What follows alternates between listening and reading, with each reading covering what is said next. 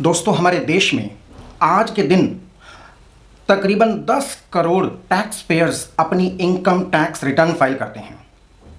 तो इन 10 करोड़ लोगों के द्वारा, इन 10 करोड़ टैक्स पेयर्स के द्वारा इनकम टैक्स रिटर्न फाइल करने के बाद income tax department scrutiny guidelines के अनुसार 1 से 1.5% लोगों को हर साल सेलेक्ट करता है कि हम आपकी डिटेल्ड में जांच करेंगे।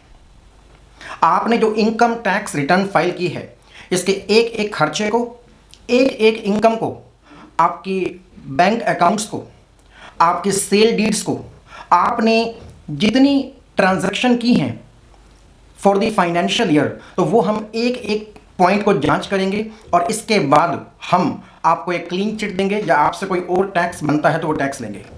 तो 10 करोड़ लोगों में से 1 से 1.5% लोगों की जांच करके इनकम टैक्स डिपार्टमेंट एक डेटरेंस क्रिएट करना चाहता है कि सभी टैक्स पेयर्स अपनी रिटर्न एकदम परफेक्ट फाइल करें।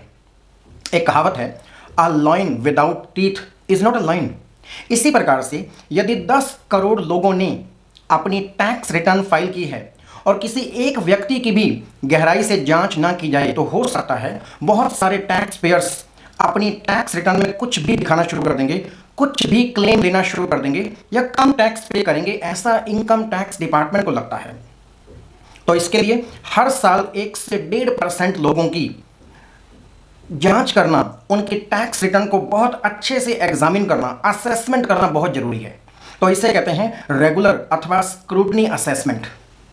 तो दोस्तों, अगर जून के महीने में आपको भी इनकम टैक्स डिपार्टमेंट से सेक्शन 143 सब सेक्शन 2 का नोटिस आया है आपके रजिस्टर्ड ईमेल एड्रेस पे, तो आपको भी इनकम टैक्स डिपार्टमेंट ने फॉर द असेसमेंट ईयर 2025-2026 के लिए सिलेक्ट किया गया है कि आपके टैक्स रिटर्न को, आपके टैक्स रिटर्न में जो भी आपने क्लेम किए हैं उनको अच्छे से जांच की जाएगी। नेशनल फेसलेस असेसमेंट सेंटर अगले 9 महीने के अंदर आपको समय समय पे नोटिस जारी करेगा और आपसे आपके द्वारा फाइल की गई टैक्स रिटर्न पर कुछ बिंदुओं पर आपसे जांच करेगा और आपसे कुछ डिटेल में डॉक्यूमेंट्स मांगेगा। आपकी बैंक स्टेटमेंट मांगी जा सकती है, आपसे आपके फाइनेंशियल स्टेटमेंट्स मांगे जा सकते हैं, डीमेट अकाउंट की स्टेटमेंट मांगी जा सकती है, म्यूचुअल फंड्स, फॉरेन एसेट्स, ना जाने क्या क्या, आप कितना खर्च करते हैं, घर में कौन कमाता है, आप उसमें से कितना खर्च करते हैं, घर खर्च कैसे चलता है, इस तरह की सारी जानकारियां इनकम टैक्स डिपार्टमेंट अगले 9 महीने आपसे मांगेगा। तो दोस्तों, आपको इन रेगुलर असेसमेंट प्रोसीडिंग्स के लॉ को समझना है, इस फ्रेमवर्क को समझना है।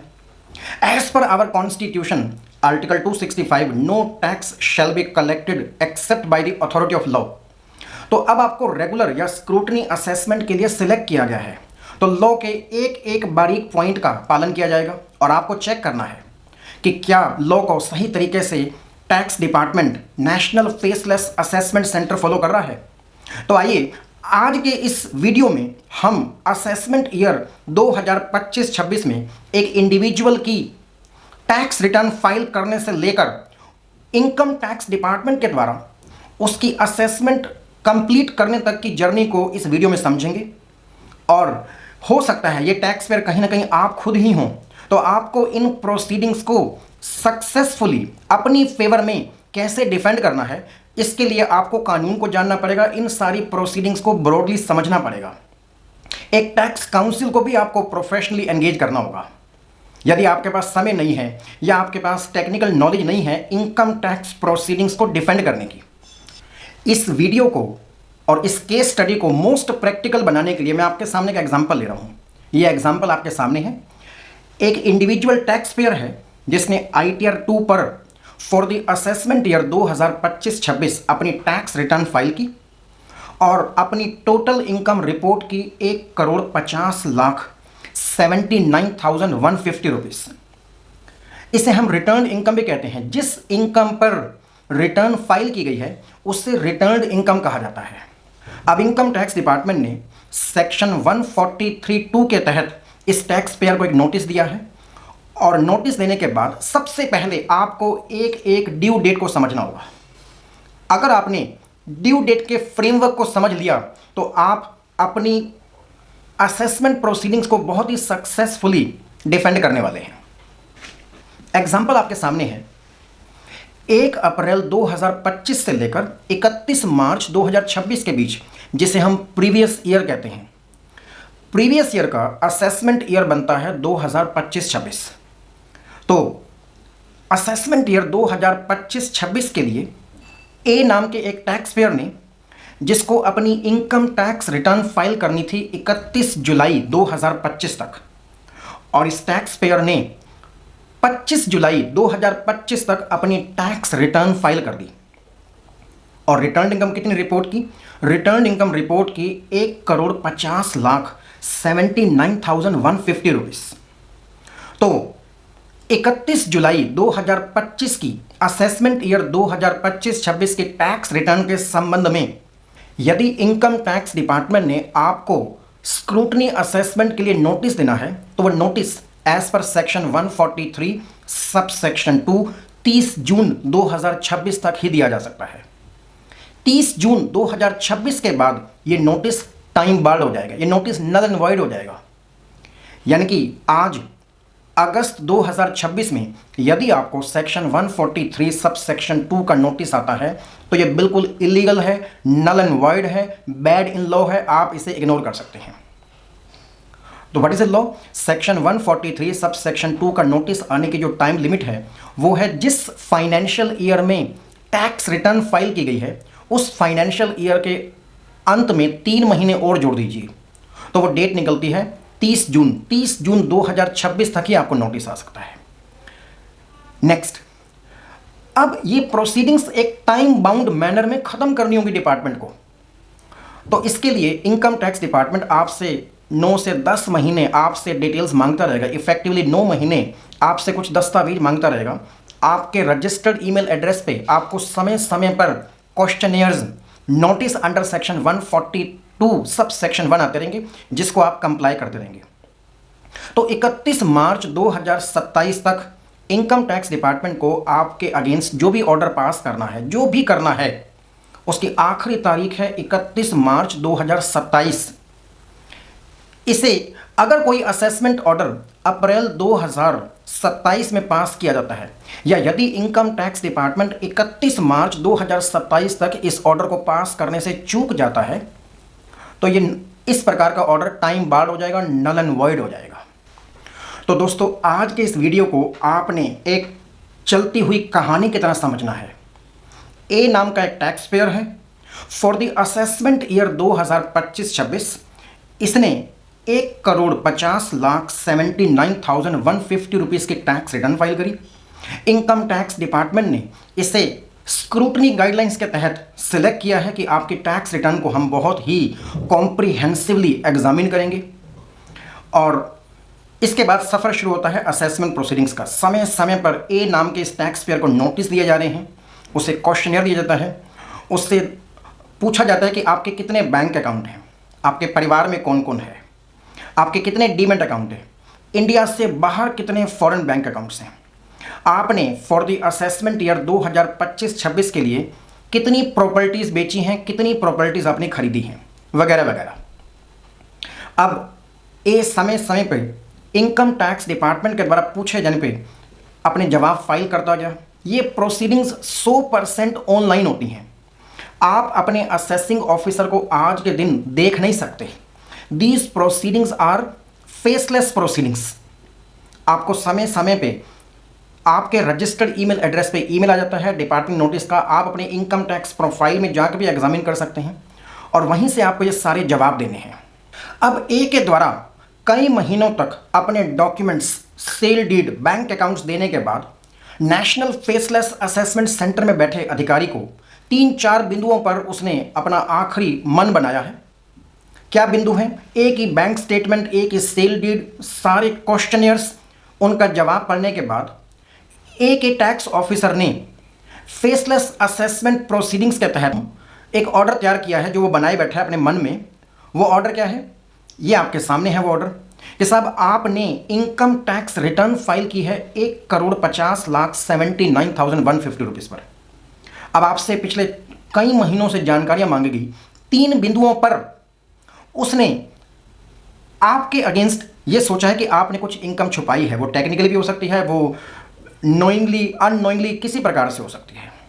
तो नंबर एक, कई महीनों तक जांच करने के बाद आपके असेसिंग ऑफिसर ने पाया कि आपने जो नया मकान खरीदा है, खरीद कर अपनी टैक्स रिटर्न में 1,20,00,000 रुपए की जो डिडक्शन ली है सेक्शन 54F के तहत, वो डिडक्शन आपको नहीं मिलनी चाहिए। आपने 2 साल के अंदर अंदर मकान नहीं बनाया है, कोई भी कारण हो सकता है, आपने कैपिटल गेन अकाउंट स्कीम में पैसा जमा नहीं कराया था, कोई भी टेक्निकल कारण हो सकता है। टैक्स ऑफिसर को लगता है कि आपने रिटर्न फाइल करते समय जो 1,20,00,000 रुपए की डिडक्शन ली है नए मकान को खरीदने की, ये आप क्वालिफाई नहीं करते, तो उसने 1,20,00,000 रुपए ऐड कर दिए। नंबर 2, पॉइंट नंबर 2 क्या है, आपकी सारी बैंक स्टेटमेंट्स को वेरीफाई करने के बाद, एग्जामिन करने के बाद, टैक्स ऑफिसर ने आपसे पूछा कि आपके बैंक अकाउंट में 18 लाख रुपए कहां से आ रहे हैं। आपने इसका जवाब दिया, उस जवाब से और जवाब देने के साथ आपने सपोर्टिंग डॉक्यूमेंट्स भी दिए, लेकिन टैक्स ऑफिसर को इससे सेटिस्फाइड नहीं है आपके जवाब से, या आपने कोई जवाब नहीं दिया। आपके बैंक अकाउंट में 18 लाख रुपए जमा हो रखे हैं जिसे आपने इनकम टैक्स रिटर्न में ऑफर नहीं किए। क्यों ऑफर नहीं किए? क्योंकि इनकम नहीं है, लेकिन आपके खाते में कैश डिपॉजिट हुआ है। कैसे? एग्जांपल लीजिए, टैक्स पेयर ने अपना मोस्ट जेन्युइन एक्सक्यूज दिया कि मेरी नानी की डेथ हो गई थी, जब हमने उनके घर को खोला तो उसमें नकद पैसे निकले, उन नकद पैसे को हमने जमा करा दिया है बैंक अकाउंट में, तो ये वो 18 लाख रुपए है। लेकिन इस पर आपने नानी की डेथ सर्टिफिकेट भी दिया है, लेकिन असेसिंग ऑफिसर आपकी इस एक्सप्लेनेशन से सेटिस्फाइड नहीं है। उसने ये 18 लाख रुपए ऐड करने के लिए अपना मन बना लिया है। तीसरा पॉइंट, आपकी बैंक स्टेटमेंट्स को वेरीफाई करते समय यह भी पाया कि आपने अपने दोस्त को ब्याज पे पैसा दिया हुआ है और उससे ब्याज आपने कमाया भी है। 6,25,000 रुपए का आपने अपने दोस्त को एक फ्रेंडली लोन दिया हुआ था, जिस पर आपने ब्याज कमाया 6,25,000 रुपये, लेकिन इसको आप अपनी इनकम टैक्स रिटर्न में डिस्क्लोज करना, टैक्स के लिए ऑफर करना भूल गए। तो इन 3 बिंदुओं पर, इसे हम कहते हैं एडिशंस टेक्निकल लैंग्वेज में। तो रिटर्न इनकम 1,50,00,000 रुपए ऐड आपकी कॉम्प्रिहेंसिवली जांच करने के बाद इनकम टैक्स डिपार्टमेंट ने इन 3 बिंदुओं पर आपकी इनकम को ऐड कर दिया है। इन 3 एडिशंस को आपने टैक्स रिटर्न फाइल की थी 1,50,00,000 रुपए की। नेशनल फेसलेस असेसमेंट सेंटर में बैठे टैक्स अधिकारी को लगता है कि आपकी इनकम तो होनी चाहिए थी 2,95,00,000 रुपए, 2,95,04,150 रुपए। तो इस प्रकार से आपके अगेंस्ट एक असेसमेंट ऑर्डर पास कर दिया जाएगा, जिसके अगेंस्ट आप चाहें तो, अगर आप सेटिस्फाइड नहीं हैं, आपको लगता है कि आपके साथ गलत हुआ है, तो आप इसके अगेंस्ट अपील फाइल कर सकते हैं। तो आखिरी में आपके अगेंस्ट जो रेगुलर असेसमेंट प्रोसीडिंग्स कंटिन्यू रही, उसका आखिरी प्रोडक्ट है असेसिंग ऑफिसर के द्वारा एक असेसमेंट ऑर्डर पास करना, एक फॉर्मल असेसमेंट ऑर्डर इस प्रकार से पास करना। ये एक फॉर्मल असेसमेंट ऑर्डर है। आपको क्या इंश्योर करना है कि ये विद इन टाइम लिमिट है। इसमें एक पूरी कहानी लिखी होती है कि टैक्स पेयर की रिटर्न फाइल की थी, हमने उसको स्क्रूटनी के लिए सिलेक्ट किया था, असेसी से, टैक्स पेयर से during the course of assessment proceedings इन बिंदुओं पे जवाब मांगा गया। तो आपको क्या इंश्योर करना है? आपको इंश्योर ये करना है the order must be a speaking order. एक एक पॉइंट पर टैक्स ऑफिसर को बताना है कि वो ऐसा क्यों करने जा रहा है। तो एक फॉर्मल, ये असेसमेंट ऑर्डर साइंड होना चाहिए। एक अनसाइंड असेसमेंट ऑर्डर की कोई वैल्यू नहीं है। ये ऑर्डर 31 मार्च 2027 से पहले आपको हर हाल में डिलीवर होना चाहिए। और जैसे ही आपको असेसमेंट ऑर्डर मिलता है, आप इंश्योर करेंगे कि क्या उसमें बेसिक सारी रिक्वायरमेंट पूरी हैं। एक असेसमेंट ऑर्डर, तो आपको क्या करना है, जैसे ही आपकी असेसमेंट प्रोसीडिंग्स क्लोज हो गई हैं, आपको ये चेक करना है। एक तो आपको दिया गया है assessment order under section 143 sub section 3, या अब नए एक्ट में इसे कहा जाएगा सेक्शन 270 सब सेक्शन 8।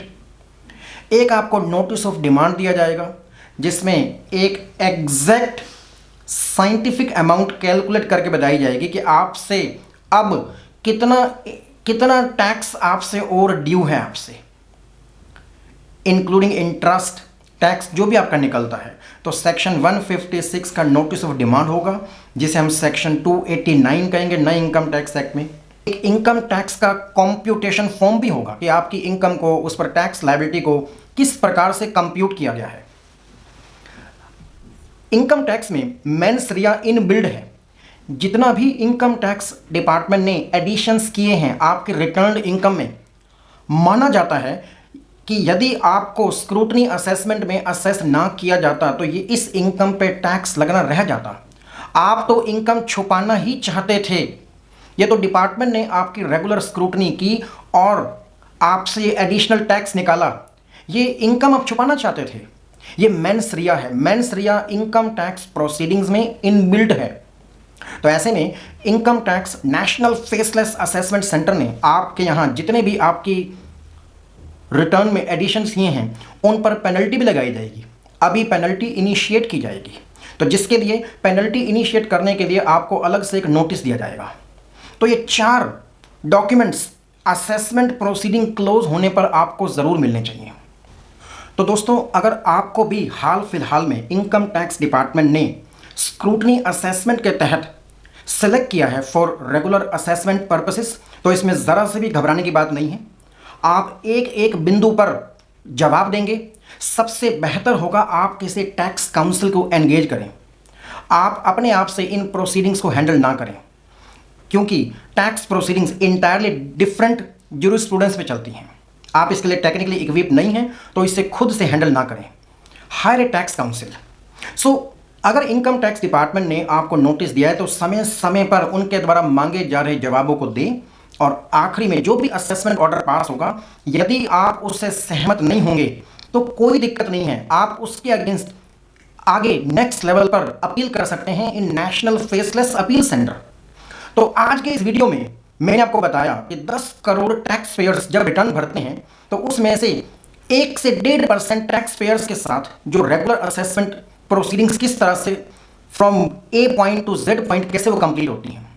तो इन प्रोसीडिंग्स में कुछ और भी आपको जानना है तो आप ज़रूर हमें व्हाट्सएप मैसेज करें अथवा ईमेल करें, मुझे आपको जवाब देने में बहुत ही खुशी होगी।